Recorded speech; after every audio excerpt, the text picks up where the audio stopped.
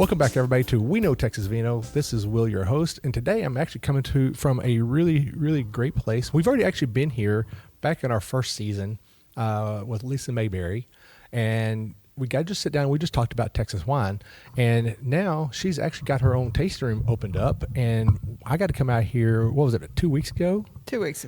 And we got to just sit and talk about wine, and I got to drink some of your amazing wine, and I'm really astonished what I've been waiting for this whole time. You know, it's like kind of waiting for your birthday to show up every year and you get something amazing. And that's what Lisa's got out here. So real quick, before we get into your episode, Lisa, actually say hi, Lisa. I will. Before we really get dig into this episode, I want to let everybody know where you can find us. You can find us on YouTube at We Know Texas Vino. You can also find us on Facebook at We Know Texas Vino. And of course, any podcasting platform out there at We Know Texas Vino. And then also don't forget on May 31st is the Drink North Texas event, which Lisa's going to be there for her first event. It's going to be great. It's going to be amazing. It's actually going to be my second event because we're going to be in Gainesville on May the 17th. Oh. They're going to have a Gainesville wine stroll. That's right. I totally forgot about that. And we're going to be there. That's right. You're going to be there. Y'all need to come out and check that out because it's going to be fun. And then don't forget about this part. This is important. Is May 24th, Bob Landon on our 100th episode, which is going to be fun. So that'll be fun. It's going to be fun. Well, I mean, Yeah. Bob had been supporting my podcast since day one. Sure. And so I've been trying to get him for the longest time, and I wanted to get him on 50, and he couldn't make time for me. Bob's a busy guy. Bob is a busy guy. And I finally convinced him to do a 100th episode with me. Cool. And so he's going to do a 100th episode. There's going to be ticket sales out there for everybody to go out there. So you're going to have a little bit of wine, a little charcuterie, and you get to come out and listen to a live episode of We Know Texas Vino. And I'm going to let the guest ask him questions as well. Oh, cool. So that could get fun. That could get really fun. Oh, Which yeah. location? Greensville. Greenville, yeah, not Yeah. Gainesville. That's so confusing now. Yeah. So, but y'all come out and support the show. It's going to be a great time. There's going to be giveaways out there as well. I'm going to be giving away some swag, which I will be talking about pretty soon. I'll be doing some wine tumblers and some bottle openers and all the good stuff. So, you know, but come out and support us. So this is episode 95. Oh, my word. You know, actually, I forgot to look up what episode you were. I think you were like 12 or 13. Yeah, like way really early. Low numbers. Yeah. Well, we're going to bring that number back up, okay? And honestly, I was going to go listen to it, but you know what? I didn't want to taint this episode with information from that because we've had some discussions about that episode. It was a good episode, you know? Yeah. But we don't want to bring in some old memories into the new stuff here. This is all new stuff. So, Well, Lisa, welcome back to the show. Thanks. You know, I had to say when I came out here, it was, well, you know what? Before we get started, we need to pour some wine and we got to toast this. Okay. So Cool. I'll tell you what, you can do the honors since this is your location. All right. It's also got to get around all these wires. Well, I try to keep it down as minimal as possible.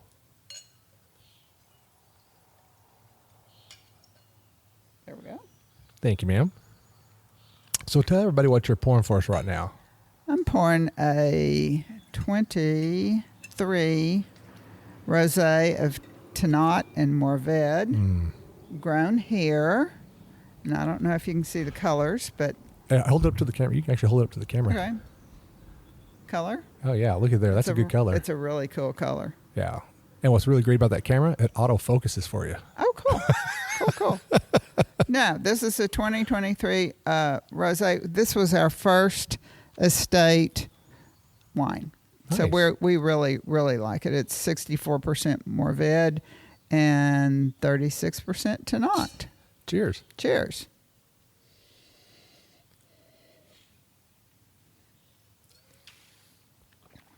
That is so good. Thank you. It's so good. I don't know why we're laughing because I guess it's happy because we're drinking wine. We're happy because we're drinking wine and it's 10:45. It's 10:45 in the morning. There's nothing wrong with that. That's why somebody's got to do this, you know. Somebody's got to do it. It's it's for the job. It's the greater good of man. And so Lisa, so the last time we came here, you talked about how you're getting your vineyard all set up, and which actually right now is absolutely gorgeous. And actually, I want to pan up the camera right quick and let everybody look out there because the vineyard is actually right behind us. and let everybody look just how beautiful that vineyard is. And I remember coming out here, still very young vines out here. It wasn't like, actually, it was 2 years ago. It was 2 years ago. I think it was, what did I have? 2021. And I don't know, had we planted the Grenache yet? You were working on it. We were planting it, and that's why I had some extra vines. Yep. So, yeah, you were planting it at that time, and still everything was very, very young. Yeah.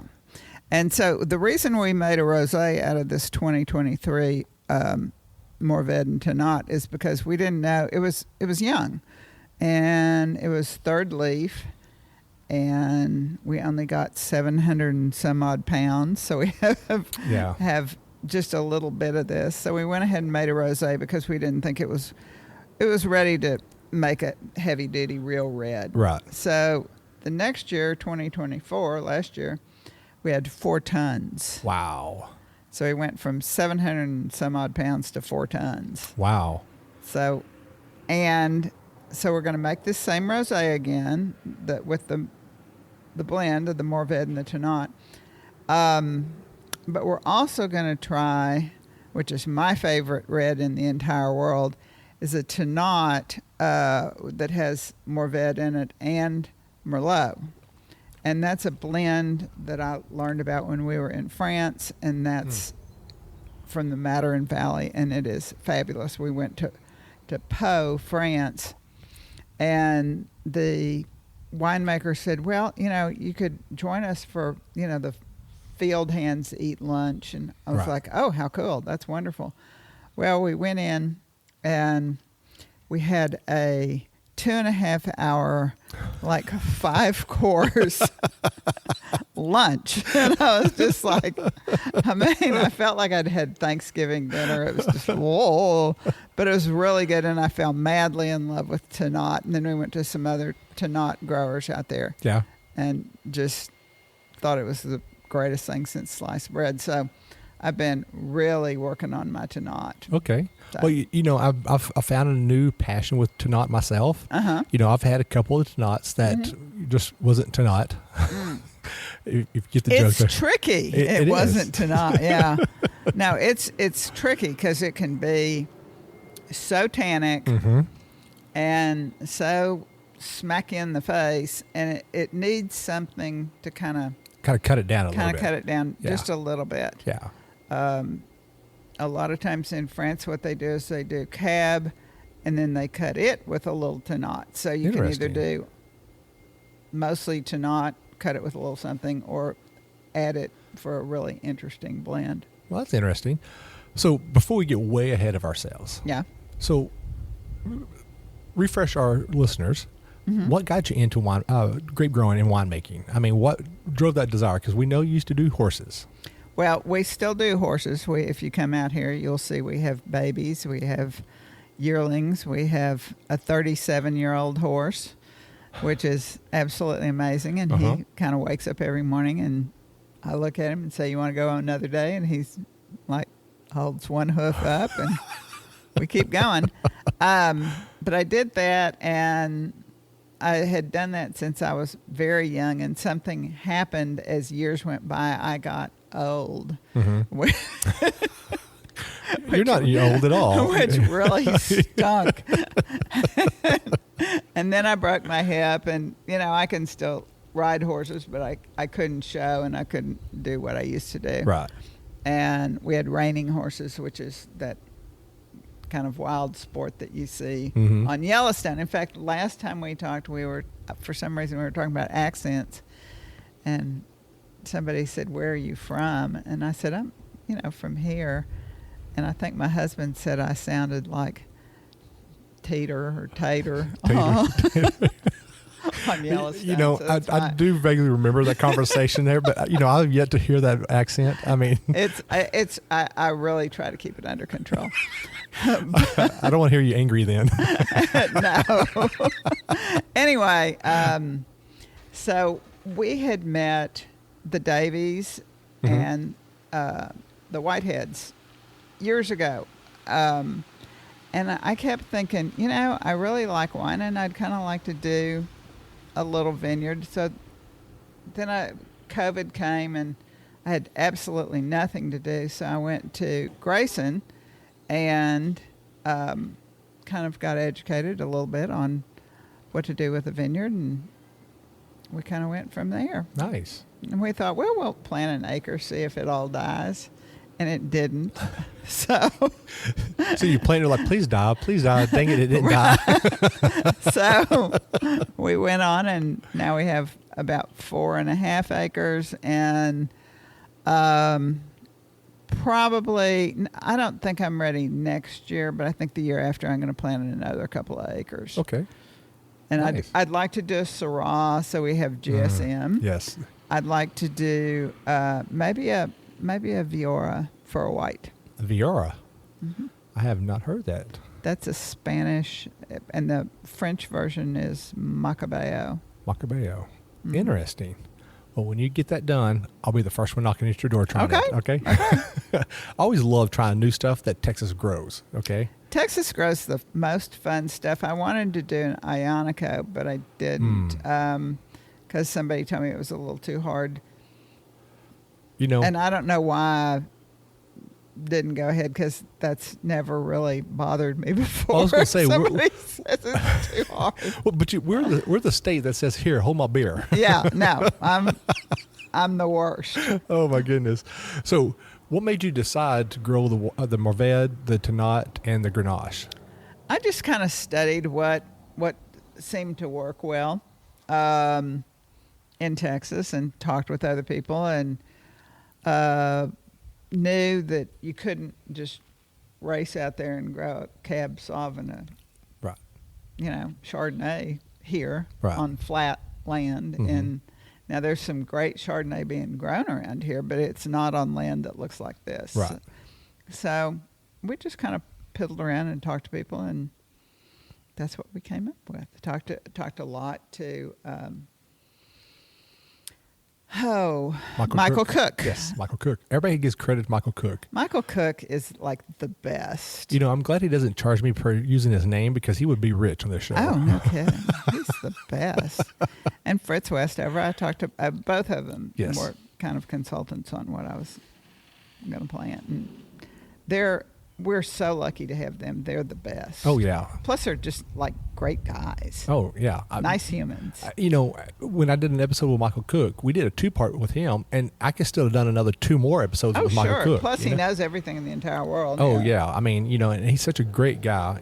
You know what? I may have to revisit that episode with him. Dude. Yeah. Come over here. We may do that. I may Yeah. talk to him. I need to get an episode with Fritz. I mean, everybody talks about Fritz. Oh, okay. I don't know if I have to charge him or he has to charge me. That's over my pay grade. It's over my pay grade too. What are you talking about? This is my show. So, Oh, brother. but since I've known you, you've come a long ways, amazingly a long ways. Because I remember coming out here and harvesting. In fact, actually, if you remember that year of harvest, I had just cut my finger at edge of the lake. Right. And I came out here and you gave me the safety cutters. Do you remember that? Uh-huh. I do. I remember, because I thought, oh boy, Here comes liability. we need to look into what I use for my grandchildren. Yeah, that wasn't a pretty sight. But I mean, I remember where we're sitting at right now. Uh-huh. You had It was a hay and all kinds of tractors Yep. and all Yep. that. But now it's your tasting room right now, which is very beautiful. Thank you. You probably put some more fans up for the summertime. I did. Yeah. So, you I've actually. got new fans. Oh yeah, you got some fans up. Yeah. I didn't realize. I mean, I Yeah. looked up, but I didn't look No, up. no. So, but you got some fans out here. It's going to be really beautiful. You get to overlook a amazing vineyard. Yeah. So it's going to be amazing. I mean, people need to come out here and check you out. Yeah. One of the things that we may put screens up for the wintertime to knock the cold off. But, amazingly enough, if you're up here on this hill, there's always a breeze. It's not as bad as you would think. Yeah, As long actually, as you aren't in the sun in August. right. And you have fans going, and that sounds it's not pretty bad. deathly. Sun's not fun. Not in August. I like telling people when they ask about Tempranillo growing here in Texas. I said, Texas and Spain almost have this identical weather patterns, except for one thing. Spain cools off at night. Right. While Texas is death or death. It doesn't, Right. it doesn't No, cool off. It doesn't cool off. And, there's something not fun about when you go outside and it's pitch dark at 10 o'clock and it's 85 degrees. And it's humidity and of 100%. Yeah. God, the worst.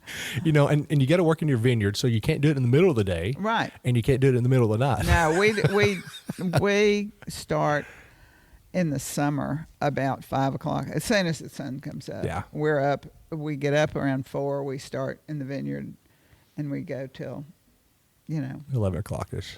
Well, If that. I go to about 12, and then, I have to come in for a while, and then I'll come back out around 6. Yeah. Yeah, So- this heat's no joke. But the 12 to 4, you don't do. So. Yeah. So, well, tell us what has changed then. So you got some vineyards growing. You got your vineyard growing really well here. You got your tasting room open now. What else has changed for y'all here? I mean, well, we had wine, this rosé made, and then Amy Nemick, do you know her? In Fredericksburg, helped me curate the other wines because we can't yet grow enough and enough variety. Right. To have a tasting room. So, as we add more, we'll buy less, but we have bought some incredible wines. We have an Ionico from Michael Barton. We have a Tempranillo from Michael Barton. And both of those are just incredible. And then our latest acquisition, which I'm so excited about, is a Picpoul Blanc that Benedict Ryan did. It is unbelievable, and I don't know if you know her or know of her, but she's a 5th generation French winemaker, and she is like the best, and Amy was able to help me get some of her wine. Nice. So it's not like we went out and bought shiners exactly, because I worked with Michael on all the stuff that we did, and Amy and Benedict worked together a lot. So it's not just, shiners. Right. You're not just picking up some oddball stuff. No. It's really, really good wine. Yeah. So I'm real proud of it. Well, I will have to say, when I did the tasting of everything that you had, everything was amazing. Thank you. I mean, and I've been waiting for this since the day we talked to you. I've been waiting for the day for this to happen. And when I saw you was opening up, the weekend that y'all opened up, I really wanted to come out here, but I had something that come up. And so then I talked to Michael, I just went blank on his last name. He's going to kill me now that I forgot his last name. I do that lately. I've started noticing I'm getting older lately. Do not go there. But Michael, everybody remembers Michael from the podcast. And so we came out here because, he wanted to come out here, and we had some great time out here. We drank some really good wine. And guys, I can't say this enough. Come out here and see Lisa. This is some really good wine out here. And then while you're out here, go next door to see KK too. Yeah. Oh, yeah. And KK and I pretty much, we're kind of out here by ourselves a little bit. So we really push each other's, and it's a real collaborative thing because she makes my wine, and, I come over there and help her with stuff, and she helps me with stuff. And it's just, and plus this morning we were texting each other about the woes of what we had to do today. I mean, she and I have become that friend where you talk almost every other day, and usually it's kind of bitching about something. Oh yeah. I love Krista to death. She's the best. She is such an amazing help, and she's such a great contributor to the Texas wine industry, especially the North Texas. She is. Yeah. And I've not yet seen her not help somebody in need. She's the best. Oh, yeah. And there's Rusty Malden. He just grows, but he's awesome, too. Oh, yeah. My air sprayer wasn't working one time, and I called him, and I was like, I need an engineer from TI, which was what he was in his past life. So he came, help me fix my air sprayer. I mean, it's just that kind of a deal. Everybody will drop whatever they're doing, and run over and help somebody. Right. Well, Rusty actually said he coined a phrase, which was amazing: competition. Yeah. Everybody cooperates with each other, but it's Yeah. also competition at the same time. But it's not, it's fun. Yeah, it's fun. Yeah, it's not like, I'm thrilled when Krista has a full tasting room. Oh, yeah. Thrilled for her. And then at the same time, I'm like, okay, damn it, why aren't they all over here? So there. Hey, you know what? Y'all should do like a little... We're thinking of doing a collaborative Mother's Day deal. Where because we're so close, and by close, as the crow flies, we're probably 5 miles, but the way the roads are, it's probably 10 or 12. It's like any other winery around here. You could throw a rock and probably hit it, but to get to it, you got to drive 50 miles out of the way just to get back in. Yeah, not quite 50, but it's up there. And it's just it's a fun group, real fun group. Oh yeah. I have yet to find anybody in this that I don't like. I was going to say that was a real. Oh, sorry, I had a twitch in my eye there. I know you. I know you. I saw that. I had a twitch in my eye there. Sorry, I didn't have enough wine today or the week. Drink up, honey. Well, I will have to say this North Texas region has exploded. And I'm going to say North Texas. I'm going to talk about everything east of 35. Uh-huh. This area is starting to just explode because you got KK that's here now, and you've got Deshane, and then we got you now, and then we know we have at least one more coming up pretty soon. We won't say names yet. Yeah, hopefully. And then I know there's a vineyard also growing in this area besides Rusty. There's another one. There's another one. There are two that I would expect within the next 12 to 24 months. Oh, wow. Come on. So there just won't be a vineyard. There'll actually be a tasting room. Yeah. Oh, wow. Wow, that's impressive. Now, that I did not know. I knew there were some other vineyards up here, but I did not know that there was other there's ones. one of them that's going to be the one that's kind of north of KK. They're going to do a tasting room eventually. It's just one of those things that you have I expected I was going to open in fall of this year, and then we had to build this, and then we had to build that, and then we had to get this guy in, and then it snowed, and then it rained, and then so everything takes 6 months longer, but I do think there'll be two within the next couple of years. Nice. I'm excited about that. That'll Well, be it's crazy when I sit down and I look at the Texas Wine Lover app, okay? And I love to just sit there and look at it and see what wineries are popping up. Yeah. And I've noticed that there's been a lot that's been popping up. Yeah. In fact, actually, I found out the other day there was a vineyard in Mansfield. Really? Yeah. See, I didn't know there was one there. And I used to live in Mansfield. And actually where it is, I used to drive by that all the time when I used to live out there. And I never knew it was even out there. Well, and the other thing that's amazing is a friend sent me an article from a real estate magazine, one of the brokers that she has used, about the price of land related to vineyards. It is crazy. Yep. And so, you're going to have to kind of get in on it while or find your parents' farm. Find somebody who's already got property. Yeah, like your parents. Who would that be? They're listening to this. You're going to get me in trouble, right? Yeah. It's okay. I can get my own stuff in trouble too. So it's just amazing what you've got going on here. We also have Wagyu cattle. Oh, I forgot about that. We've got the cows. We've got the horses. We've got, all the grapes, and way too many dogs and cats. You know what you should do? What's that? Take your Wagyu cattle and have a tasting event with your wine. The cows that we have right now, we're using just for genetics. We don't actually use them. We sell them to people who buy them for genetics, and then their grandchildren or their children get eaten. So it makes me feel better. Well, okay. I can name them. Oh my gosh, that's funny. You can name them and get attached to them and not worry about it. Yeah. Huh? That's funny. Sell their babies and their grandbabies get eaten, but their cows, they don't know the difference. I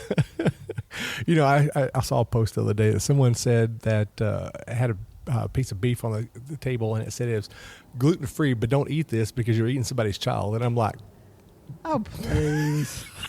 Please. oh my gosh. You gotta love it sometimes, right? Gotta love Gotta it. love it. The world's a crazy place. What can I say?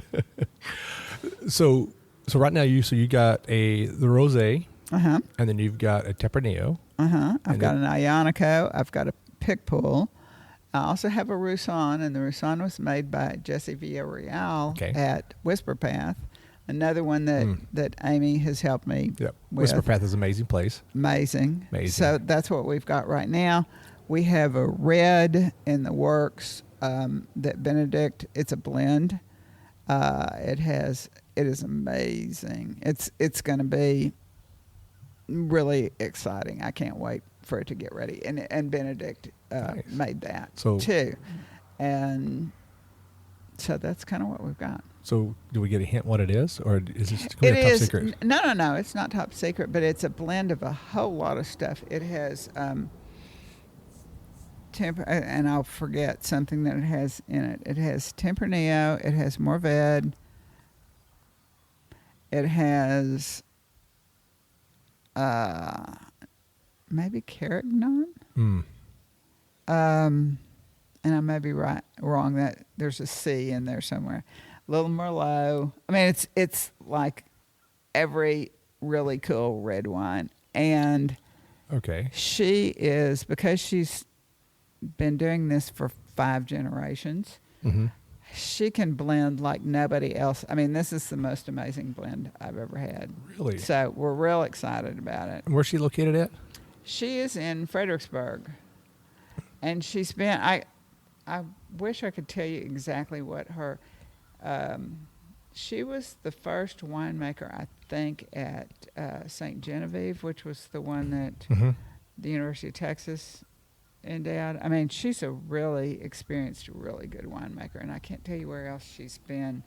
I think she's had her own for a while. Amy knows her better than I do, but Okay. her story's real interesting. I may have to. You have to Google her. Well, I'll have to get her contact and do an episode with her. Absolutely. Definitely my next trip down to Fredericksburg. We went to Fredericksburg the other day, and it is just, you could stay a month down there. Still not have everything. And still not cover everything you want to cover. My last trip down there, before Twigga, prior to that, Uh-huh. I was down there for 5 days. I went to 15 wineries. Oh, sure. And you didn't even scratch the Didn't even surface. scratch the surface. Yeah. I mean, there's still some out there. And then what's sad? Well, I wouldn't say sad, but what's amazing is that every month there's at least one, if not two. In fact, I actually just saw a line. There's a new one that just opened up down there. Right. And I'm like, wow, it's just saturated down there. You know, It is. And, that's the good news and the bad news. One of the things that we keep saying about this area up here is this is Fredericksburg 15 or 20 years ago. Mm-hmm. And when my children were little, they're in their 40s now. Ugh. I'm 40. Yeah, so you could be one of my kids. What can I say? We used to go down there for, family vacations. Yeah. And there was one winery. Guess what it was? I'm going to say Grape Creek. It was. That was Okay. it. And we stayed at Grape Creek. And, we thought, great, they have a winery. Or they have, actually, I don't even think they had a winery. I think they had a vineyard. And that was it. Yeah. And, then we did all the other stuff. My sister has a ranch in Kerrville, and her girls always went to camp.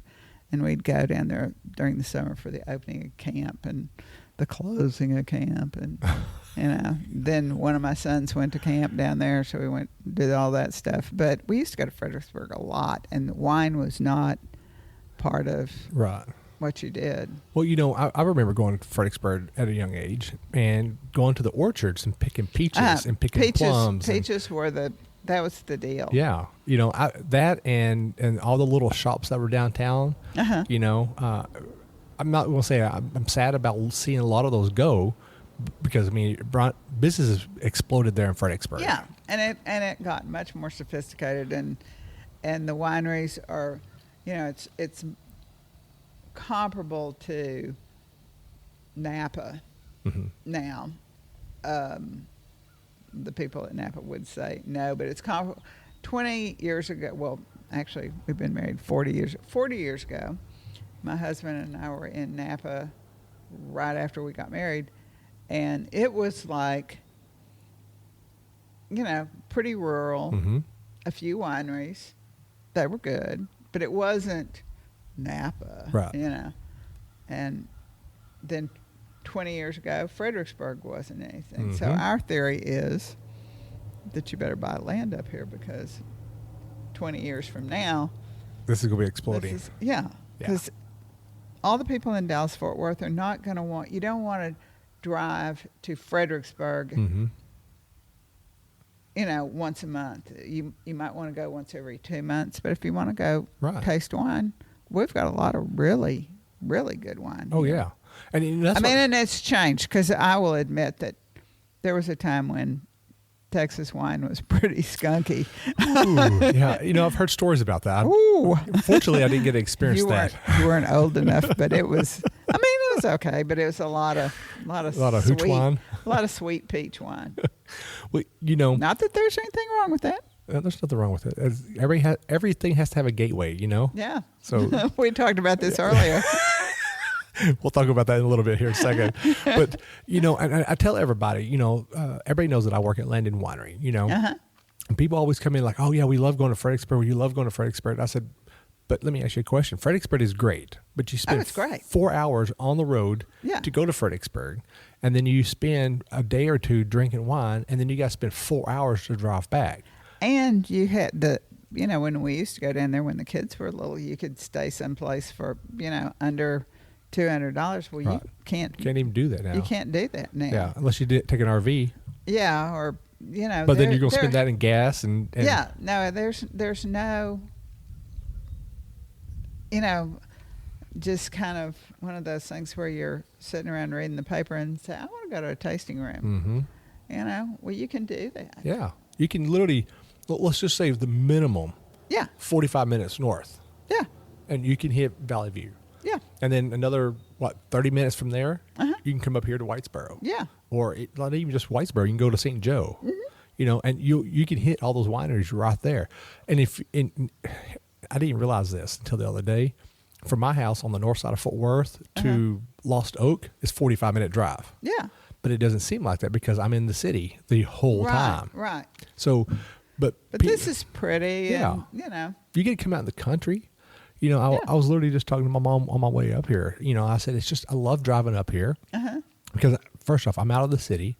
I'm out of the hustle and the bustle. I get to relax a little bit. I don't feel so uptight when I'm out here. By the way, I'm going to build a house out here on the backside of your property. Oh, okay. I was going to tell you that earlier, but I decided to do it on air. So that way it's all noted. Okay. But coming up here and just drinking some wine, kicking back, listening to the birds, listen to the animals, look at the vineyard. How can you not be happy about that? Yeah. Now you cross, 380, and life just suddenly changes. Yes. It's, and Whitesboro was originally, I think it was originally peanuts, then it was oil and gas, then it was horses, because within 20 miles of me, it's the kind of the reigning horse capital of the intergalactic universe. There are, I can't tell you how many barns have, $2 and $3 million stallions. Right. And, it's big horse country. Right. So, there's a lot to look at when you're driving around. It's really pretty up here. Oh, it definitely is. It really is. And actually, I had something I was going to say, and I just totally went blank on it. There you go again. being around somebody my age is rubbing off on you. Oh, my goodness. Well, I want to tell you this little funny story that I just noticed just this second. Okay, you're talking about old age and forgetting things. Yeah. Well, I got video set up here, and we got video running, all of that. I forgot to hit the start button to record this. But I'm recording audio, so I got audio. Okay. So we're good on audio. So let's take some pictures. Let's do this again. Well, I'll tell you what. Here's what I'll do. I'll go ahead and start the recording, and we'll start recording from right now. and that way you can show your bottle off, because I wanted people to see your bottle, see how that red is, or the rosé. So if you want to hold your bottle back up again. Here we go. Here's the rosé. But We love it. It's a beautiful color, and It is. and it tastes kind of good too. it tastes kind of good, huh? I think it tastes Don't you amazing. I think it tastes amazing. Here, I'm gonna reach over here. And We're gonna. I'll let since you got the bottle in your hand. There we go. Thank you, ma'am. But I have people coming today, so I'm a little nervous about drinking a couple of glasses of wine, and then I have guests coming. What time's your guest coming in? 1. Oh, you're fine. I'm fine. You'll be sober by then. Well, so tell everybody where your tasting room is right now, so that way we have it now on video and also on audio. It's north of Whitesboro. It is kind of northeast.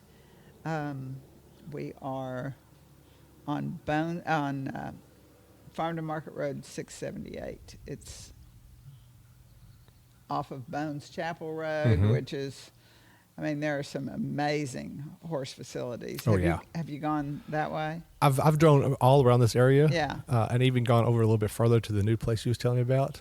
Which I'm just going to say, wow. Oh my God. Yeah. That's pretty amazing. I'm gonna, they have these squatters. I'm gonna build a house on the back of the property. They won't even know it's even there. They'll never know. No, they have 1,200 acres up there and $10 million worth of facility, and man, they don't even live there most of the time. So, yeah, I've driven around. I've seen a lot of the horse stuff around here. Holy cow! Some of these places are just absolutely gorgeous. They're gorgeous, and when we built our barn, I thought, okay, it's pretty fancy because we have walk-in showers for the horses, and they have their own little. I don't even have a walk-in shower at my house. And they have, their stalls are extra big because we used to breed horses around here. We used to have, probably over 20 mares and babies. And, wow. They were all over the place. And we had those big stalls. Now we have cats. Yeah, I hear one somewhere around here. Yeah, no, she's... Needs attention. Yeah, she always needs attention. But... So... What I think you ought to do is can you walk around the vineyards? Yeah, I can walk around. I can't walk around right the second. No, I know, but... But, yeah, actually, one of the new toys that I bought also for the show is I bought a little... was it a gyroscope camera? And I had it sent by my equipment so I wouldn't forget it. And you forgot it. And I forgot it. Just like I forgot to hit the record button on this. But you know what? Actually, honestly, now that the sun has come up and it's brightened up a little bit more outside, the vineyard looks amazing right now. Oh, good. Yeah. So good, I've actually got video of it right now. Can you take pictures of right now?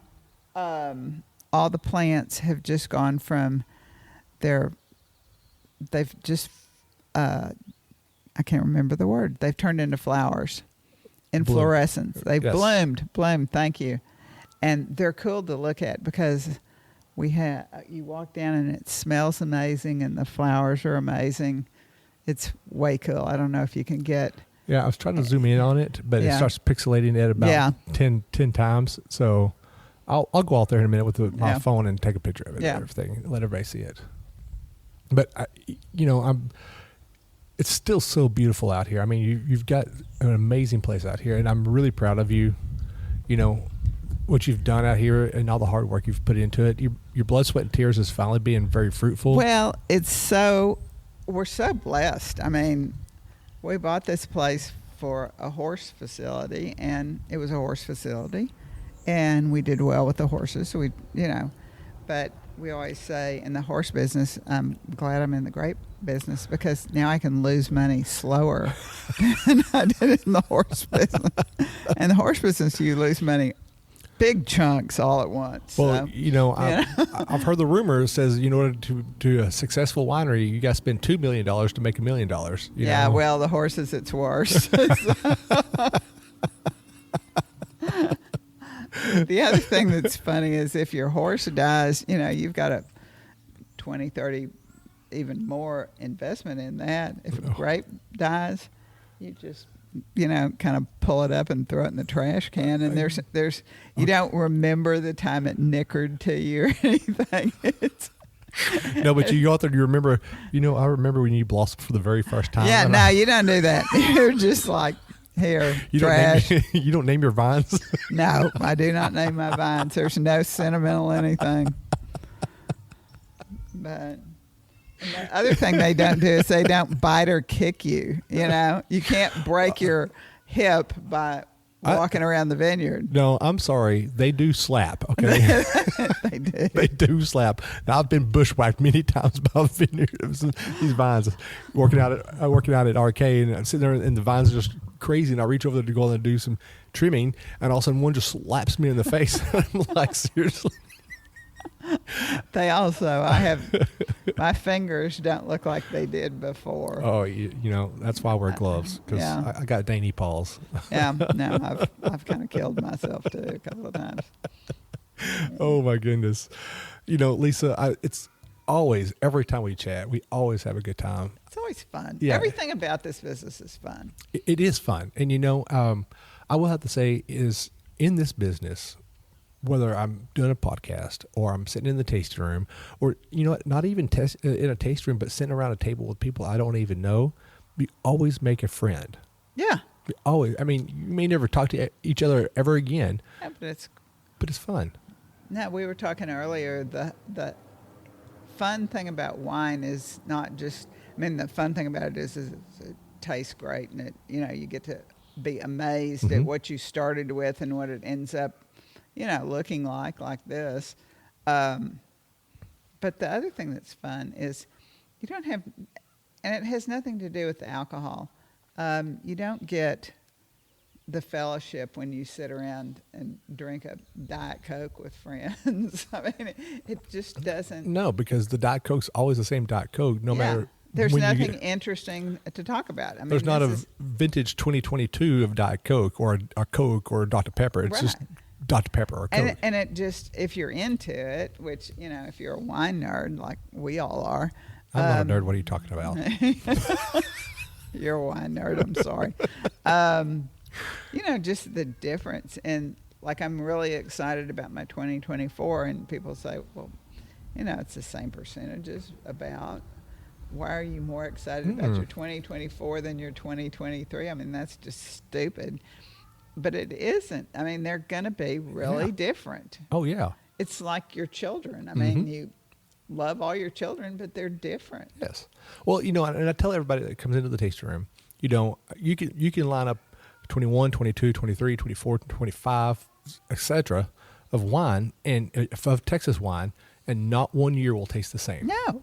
You can, in fact, every one of them will be different during the process because one year might be the grapes might be a little bit more acidic and less sugar in it, or the next year they may have way too much sugar and not enough acid in it. And you have to balance that out. It's really, really interesting and really fun, and this area is becoming kind of a area where everybody around here is kind of into the wine. It's not like and it may be that when we all get big, we'll be like, but right, we're like, how much money did this cost? But right now, because we aren't making tons of money, we like the wine. Yeah. And we're real into it. It's a labor of love that we really enjoy. Well, and that's the greatest thing about wine. People don't understand sometimes. Let me make sure I point that out. Sometimes people don't understand that all the work and the time and the effort and the blood and the sweat and the tears that go into this. Oh, yeah. That, to give you that bottle takes a lot of time. In fact, actually, one of the things I love doing at the tasting room is doing wine education. And so I explained the process. I abbreviated down quite a bit. Oh yeah, nobody wants to hear when you test it. Yes, but I tell them that when you get the wine, we have to do all these testings first. But I don't go into details. But then I explain to them that through that testing is that final product comes out, and you get this immaculate bottle of wine. And It's so interesting. It is. And if you taste, like when it's in barrel and then you taste it, as it goes through different fermentations, I mean, it's just fascinating to me because I'm kind of a wine nerd. No. But it's a lot of the people ask me, well, is there a difference in the taste from a stainless steel tank versus a oak barrel? Oh yeah. And I was like, yeah, it's day and night. And then on top of all that, you have your oak barrels that are your neutral barrels, and then you got your new barrels and you clean barrels, and you got all those different barrels, and each one of them provides another level of complexity. And then you get really nerdy, and you can go into how different glasses. Let's not even get started on that. I mean, if we get started on that, we'll bore everybody to death. Well, for hours. All your people listening to this will be like,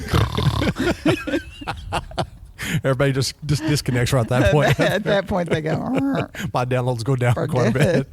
I will have to say this. I've actually found, so I've got a lot of these round bowl. I don't want to put this up to the video. So I've got a lot of these round bowls. So when I say round bowls, if you actually notice, the bottom of the glass is round, and it makes it kind of a bowl shape. Right. I have actually found a new affinity for glasses that are diamond shaped. Yeah, those are cool. Those are cool. And Landon still has the bowl shape, and we have the diamond shaped ones now. And I let people taste the same wine out of it. And it's day and night. And they're like, wow, that's amazing. I was like, I know. And it's scientifically, I don't understand it. Well, if you have a advanced degree in chemistry, you can kind of start to talk about it. I have an advanced degree in BS. Does that count? Pretty much. But this is just such a fun area. And then we have because we've had the horses here, the other thing we have up here in this area where if people want to come see us, there's a huge international population because of the horses. And so we have some people up here who really know wine. We have a lot of Italians. Really? We have a lot of Australians. We have a ton of Brazilians. Everything is up here because of the horses. Interesting. I didn't know that. Yeah. No. So they're big populations. In fact, one of my best friends, her grandfather was Ray Beckwith, who was with... is from Australia, and he was, you can look him up in all the, Wikipedia and everything else, because he was the one who discovered the relationship between wine chemistry and pH. And, so these people are like kind of another level of wine drinkers. Above our level. Yeah. Like 7 levels above our level. Yeah. Or, like the Italians, for example, have done a lot with, they know wine because they're Italian. They've been doing it for eons. Yeah, and in every little village, if you go in there, every village has their own little group. And I was just thinking about this. It's amazing how old world wines has affected the way Texas wines work. I think we're closer to old world wines than we are to California wines. I have to agree with you on that one because, one, we have just about every type of soil that Europe has here in Texas. Right. But we have the people who desire to be, how can I say this? Texas has the desire to stand out amongst its own self, while at the exact same time, Texas is just I was born here. Our family's like 5th generation. But at the same time, we want to incorporate the old world wines, but give it a Texas swing. Yeah, we want you to understand that this grape was grown here in Texas. This wine was made in Texas, but we're going to give you some feel of what the old world would have been like if it was done here in Texas. Right. And I love that. I love that principle. And you find that in every wine that you get that's made here in Texas. Yeah. And you can't substitute it. You can't say, I've got part Texas and part California and part Oregon in this. It makes for a good wine. I've drank some. Really? Yeah. It really. I've never had a blend of Texas and something else. The next time I come up here, I'm gonna bring you a bottle. Bring me a bottle. Oh yeah, I've got a bottle that's got. Do you like it? Yes. Oh, good. I'm gonna say that Good, very good, quietly. good. Yeah, I actually really Yeah, do that's like cool. it. It's so it was. It never dawned on me that you would. So for, let's say, Bob, his 20th Yeah. anniversary bottle he released, Uh-huh. it is 64% Petite Syrah, Uh-huh. Texas, I think it is. Uh-huh. And then just went blank. And then it's 2018 Cab. Uh-huh. I think that was Texas. And then the 2021 Cab, Okay. which is Texas. I think that's right. Okay. I might be thinking the wrong. I know one of the bottles that he just recently released Uh-huh. has like 2 Texas and a California, or 2 Interesting. Californias and a Texas. And honestly, I was kind of shocked when I saw it and how it tasted. Uh-huh. I would have never thought that, because the terroir from both environments would almost kind of like Well, clash. he's really innovative. So, Yeah. he doesn't just sit around one morning and think, I'll throw this in here with this. I don't know. There's sometimes I think he I don't does. know, maybe he does. But I have a lot of respect for what he's Oh yeah. doing. Yeah. 'Cause He's done a lot for North Texas also. He has he's definitely done. he's definitely done a lot for the wineries in this area. He's pushed for a lot of things Uh-huh. to get done. Yeah. And like everybody else up here has done the same thing. Everybody's pushed to get things done for the wine industry, North Texas Yeah. wine industry. No. So That's the thing that's really, really nice about it, is that everybody's really, what was Rusty's word? corporation. Yeah, it is. I think Rusty's going to make me start paying royalty fees for him for that too. Rusty. He's the best. He is. He is. Well, Lisa, we're coming to the end of the first half of this. We Okay. got some education stuff we want to do after Okay. this. We're going to just take a quick little break, but where can people find you online? Right now, our website's being redone. But go to ranchosereno.com, ranchosereno.com. We have a landing page where you can get reservations. We also have a Facebook page, which is Vineyards at Rancho Sereno. So either place, come see us. Yeah. And what's your hours of your tasting room? Friday through Sunday, 1 to 5:30. 1 to 5:30. Mm-hmm. Okay. I want to read something off your website that you have right now. Okay. Are you okay Cool. with that? Okay. Yeah. So looking across the vineyard at Rancho Sereno, you can't help but picture it years ago. The land was fertile Red River Valley soil, spotted with golden hickories and sturdy oaks, blessed by a climate that encouraged verdant. I'm not an English major. Yeah. Growth, a family homestead dedicated to breeding performance horses and cultivating quality vinifera. I'm going to have to cut you off. You can't have any more wine. I'm not. I don't speak good English. Okay, I'm Okay. Texan. Okay, with pride and dedication and honor, the work of the ranch roots deep into the Texoma terroir results in quality fruit that embodies the very character of Texas: bold, brave, full of spirit, hardworking, layered with balanced, handcrafted wines that could tell a story. Maybe part true, maybe part tall tale, but all part Texas. Here well-crafted wine is valued, and handshake still matters. We think you will savor the initial presentations of our unique wines. I love that. Oh, good. I really, really do love that, Good. and I hope you don't take that off your page. No, that'll be on there. Okay, good. Yeah. That is just amazing. We have more stuff on there that's coming, and it's going to have some history of North Texas grapes, which includes a little TV Munson story. Oh, okay. Which, and then kind of blend in some stuff about France and horses and all the things that don't sound like they'd go together, but they do. I hope one day you have a bottle named after one of your horses.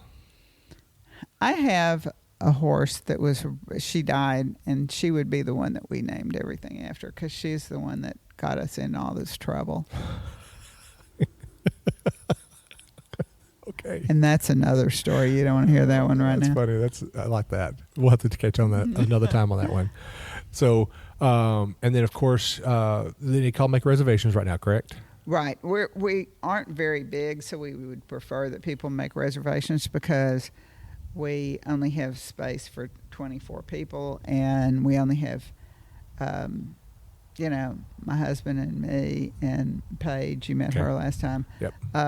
Sometimes Linda, who lives right there, who does the horses, Mm-hmm. helps us. But we don't have, if we had 50 people show up on one day, You'll figure out how to get it done. we'd figure out how to get it done, but that's why we want reservations Yeah, right now. that's It's kind fair. of to manage it. Yeah, that's So- fair. Yeah. So, well, Lisa, let's take a small break.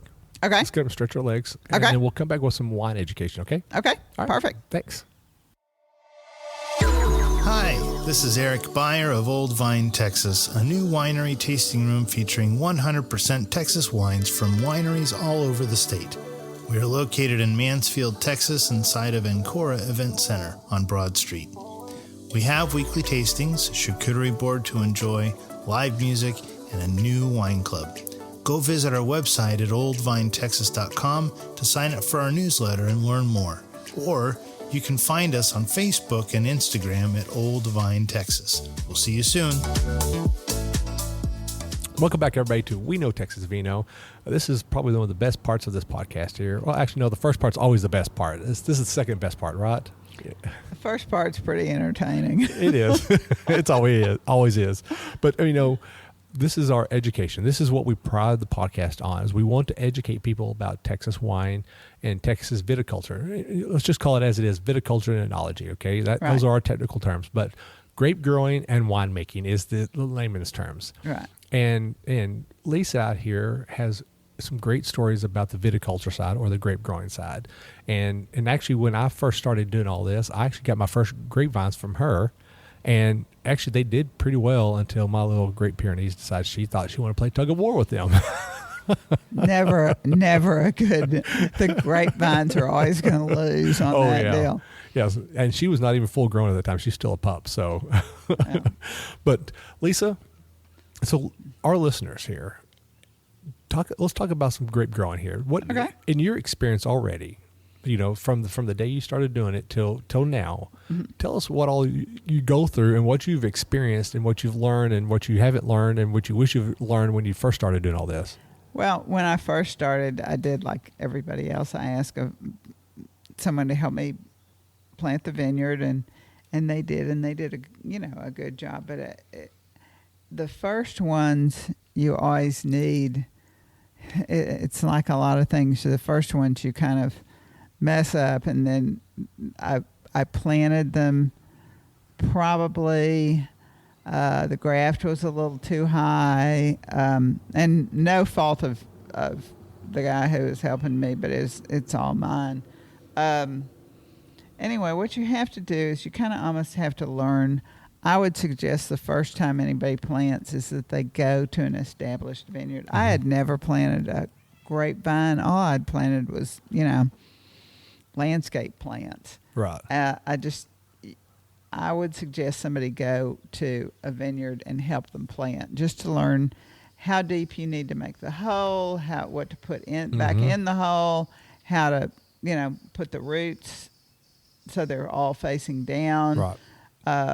And even after we'd planted and had vines in the ground, and they were on their second leaf, which means their second year, we planted 1,200 vines, which was really dumb, because what happened on that is that it rained. Well, we augered the holes, and we augered them with a friend's tractor, and it was too big, so we had these almost 20-inch holes that were probably 20 inches deep, which you need to do like 10 inches. And what happened was that it rained, and it rained really hard, and so it made all these two big holes into clay pots at the bottom, because the bottom of our soil is clay. And then all the ground that had come up from the auger, that was what we were supposed to use to put back in the hole, it turned into like clay dirt clods. Yeah. Right. So we had friends and neighbors and relatives to come out to plant these 1,200 vines, and they're all my age or older. Well, there's no way you could have planted those things. So we were digging, and just it made a huge mess. Right.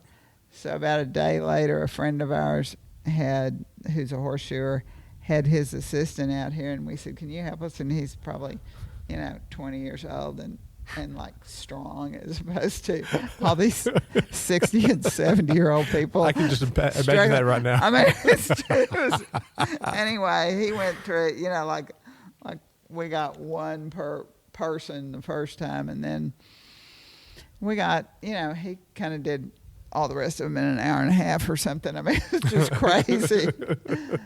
But, the thing is, you really need to understand that you have to go with nature. I mean, you can't say, okay, it rained and I'm going to do it anyway, which is real hard for me to understand. But not you, Lisa. Yeah. But anyway, so now we're having to replant about 300 of the 1,200, but that's okay because a bunch of them grew. Right. But I would say you just have to have people help you, and you can't be afraid. And this area is so great for having everybody who will help you. It is the nicest bunch of people, and I'm sure wherever they're planting, they can find people. Right. People are just glad to help you. They really are. So we got our first leaf up, and then fortunately I had a graduate student at Tarleton that helped me all last summer, and we started the cordons, and there's a lot to, you can't just plant it, and it's not a weekend warrior sort of thing. Yeah, you just can't just put it up there and think you're going to have some grapes in the next 3 years. No, you have to. It's a real labor of love, but it's a lot of hard work to establish young vines and to get the cordons. The cordons being the branches that go out along the wire, and then shoot thinning is another thing that's very difficult. It's not just like pruning your knockout roses or anything. I mean, you don't just cut them off and say good luck. Right. There's a real specific, and we have consultants that we work with. One is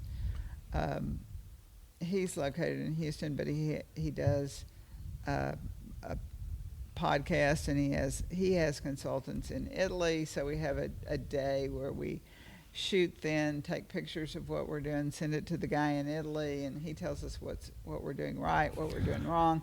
I mean, it's not easy, right? And it's you have to be really serious about it. And growing grapes in Texas is not, and I'm sure in California, any place, growing grapes in Texas is particularly difficult because you have a lot of humidity, so you have to deal with fungus and fungal infections, right. And it's just, you need a mentor in all of this. You need a mentor in almost all parts of this, but it's if you can get somebody to help you, it's very rewarding. And it's my favorite thing to do is to go play in the vineyard. Well, and what's great about a vineyard is you can go out there and work in it. It doesn't talk back to you. No. And if you get angry at it, you just clip it. It's like I was saying a minute ago about my horses is absolutely, if one of them dies, I just throw it in the trash. It's not, it hasn't kicked me. It hasn't bitten me, and I don't feel real sympathy. Right. But what? So if all the work you've done in this, if you're talking to someone who is coming to you as you are right now, and they wanted to start a vineyard on their own property, half acre, okay, what would you think is the number one most important thing that they would need to do before anything else to have that, make sure that vineyard is successful? Take soil samples. You have to have the right kind of soil, and you have to be prepared to, you take soil samples, you send them to an analysis lab. It can be A&M, it can be, there are a zillion of them. And you have to see, do I have the right soil to grow this? And that's the whole thing. You don't want something that they don't generally tend to grow in boggy black clay. Right. So if that's what you've got, good luck. I'm sorry. I'm sorry that's what your grandmother left you, but Well, I don't know. Sorry. Dove Ridge is growing vines Yeah, I in know. limestone. Yeah, well, limestone at least is porous. Black clay just grabs on those. Limestone has some possibilities, and it makes some interesting wine because, the fun thing about wine is that the grapes reflect the terroir. So, and the terroir is not just the soil; it's the climate, it's the microclimate. So, every place you can grow Mourvedre, and every place you grow it, it tastes just a little bit different. Right. In fact, one of the things we do, which is way fun, is right before we're about to harvest, not right before, but about a month before, we kind of shoot thin and cull the grapes, and so we drop a lot of fruit, and then we take that fruit and we make it into grape juice or jam or something, and that stuff is real fun to play with. Mourvedre jam. It's awesome. I have some Tannat jam that will knock your socks off. Oh man! And then just the grape juice, we just drink. It's like Welch's but better. Well, yeah, because it's not like 90% sugar. We put absolutely no sugar in it. That would be interesting. And it's great. I don't make enough to sell, thank God, because that means I would have had to have dropped, most of my crop. But no, we're not doing that. We're gonna make wine. That. No, we want to make. We'll make wine. But it is something you have to do, and there's lots of stuff you can do with the grapes. Interesting. Yeah. Yeah, that's cool. There's a whole deal on if you have enough grapes, you can drop some of the crop before they get ripe, and you make something called verjus, which is almost an antibiotic. It's fascinating. It's a cleanser. Okay. They use it in Europe a lot for cleanser. Interesting. And it's great stuff. So look that up. Verjus. Verjus. Verjus. Okay, that was nowhere near how I was going to spell it, but okay. No. Thank you for spelling it out. No. It's really good. Well, Lisa, it has been amazing to come out here to sit and talk to you and get to drink some of your wine. As always, it's always been great to sit and just have a chat with you. Fun, we do have fun. We're going to come out here and have dinner together. You cook. You know what? I would. You know what? And I'll actually cook with your Pic Pol Blanc. Oh, yeah. I do a very amazing chicken piccata, and I deglaze with a Pic Pol or a Sauvignon Blanc or a Viognier. Oh. Yeah, and I have my risotto down to a pat. I know how to make it perfect every time. And I'll go buy some of my cow's grandchildren. Oh my gosh, that's great! I like that. We'll throw them on the grill also. On the grill.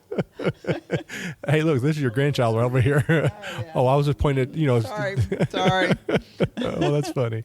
Well, real quick, I want to hit my sponsors right quick. So Sure. First, we have Texas Wine Lover. Yeah. People, I've already made mention about this on the show because I get on there and I look at the new wineries that open up, and of course, They're great people. Great people, and and there's such great wineries up in here, and I tell everybody that 45 minutes away, hour and a half away, you can come and hit some great North Texas wines, and not only great North Texas wines, but also the scenery up here is immaculately beautiful. I mean, you can't go wrong. I mean, The Red River Valley is amazing. It's not if you go north of 380 and you're up by the Red River, it is just beautiful. It is. There. It doesn't look like it's not just cotton fields. There comes my cat. Hey, we have a guest. Hang on, let me see. Have a guest. Let me see if I can turn my camera over to our guest. Wendy. Look at there, we got a new guest sitting up here. Jeez. Wendy, get out of here. This is what happens when you come up here. There are like 8 million animals. Oh, Wendy, man. This is mine, not yours. And then my other sponsor is, and by the way, you can download the app off of Texas Wine Lover, off of any app store like iPhone and Android. And then our other sponsor is I don't know if you've heard of this, is the High Camp Flask. Yeah. So when when they sent me one, it looked like an old Coleman thermos is what it looked like. Yeah. Both ends is magnetic, so you separate those and they turn to tumblers. Oh, cool. And then it actually holds one full bottle of wine and holds it at perfect temperature for 24 hours. How fun. And it's amazing. I actually did a product review with Chris McIntosh a couple of weeks ago, and it was absolutely amazing. She's good. Wendy. She's like, you should have had me on the show. Don't mind. No, they don't behave. Yeah. I mean, they're not like my dogs. At least if I yelled at my dogs, they'd get out of the way. She's just like oblivious. Yeah, she doesn't care. She owns this world. Doesn't care. Yeah. But it's such an amazing product. In fact, actually, you can get it in multiple colors also from the website, and you can also get engraving done. So, cool. y'all, it's. I need some. Yeah, it's amazing. I mean, going on a picnic, the biggest problem going on a picnic is taking glasses. Right. And this comes in a nice little felt bag that you can put it in. You fill your full wine. In fact, actually, one of the coolest things about it is I put some edge blend in it and took it out to Possum Kingdom, and it sat in my truck where it was 90 degrees in the truck. Okay, at that point right there, we all know don't drink it. Okay, Yeah. but I pulled it out. Me and my stepdad opened it up, and we poured a glass, and it was still chilled. Really? It wasn't hot. That's awesome. And it wasn't cold. I mean, it was still chilled. So I was pretty impressed with that. And then we got cat fur all over the place now. Yeah, now you got cat fur everywhere. I got dog fur everywhere too. So, but it was amazing. I freaking loved it. They have a great product That's out there. And I love pushing that stuff. So, all right. All righty. Now, we got through that. We're going to do actually wine quotes. Okay. And I had to come up with, do you have one that you like? My favorite is the best fertilizer for a vineyard is the shadow of the vigneron. Okay. Say that one. The best fertilizer for a vineyard is the shadow of the vigneron. The vigneron is French for the guy who takes care of the vineyard. Oh. I mean, I like that. Think about it, because the guy who takes care of it, he has to be out there all the time. Right. So his shadow is like great fertilizer because he's paying attention and he knows exactly what's going on. That's my favorite. I like that. I do like that quote. I mean, and you can say that for any parts of life, Yeah. You have to pay attention to what you're doing. Yeah. I like that. Well, then this one I got here, we'll go a little bit more with that also. Wine can make life more enjoyable. It makes you slow down when you do, and you can appreciate everyone around you, especially your loved ones, a little bit more. I get that. Oh, man. Well, it's been enjoyable coming out here, Great. chatting with you. I always love coming and chat with you. I need to come back up here more often. You do. Yeah, we need to get like you. I mean, what, it was a year and a half? Well, I have been busy. I mean, we are at 95 episodes. I mean, I think I've been a little busy too. Yeah, I think we all been busy. I think we need to get together with KK and you. And we all I think we ought to have a North Texas wine country party. Hey, you know what? That's not a bad idea. And have it at somebody's. Well, I'm volunteering Chris McIntosh. You know what? I think he'll say okay to that. In fact, actually, I'm going to speak for him. He's going to say yes. I'm sure he will. Sorry, Chris. Well, I'm going to bring this up. The Hill Country has what do they call it? I just went blank. A industry party. Yeah, no, we definitely. I know that the guys over there in St. Joe have industry night about once every quarter or something, and I think that's a great thing. We should do that. North Texas industry party. Yeah, I think that would be fun. Chris. Yeah, Chris, are you listening? Are you listening? Well, this is Will and Lisa, and this is We Know Texasino. Cheers. Cheers.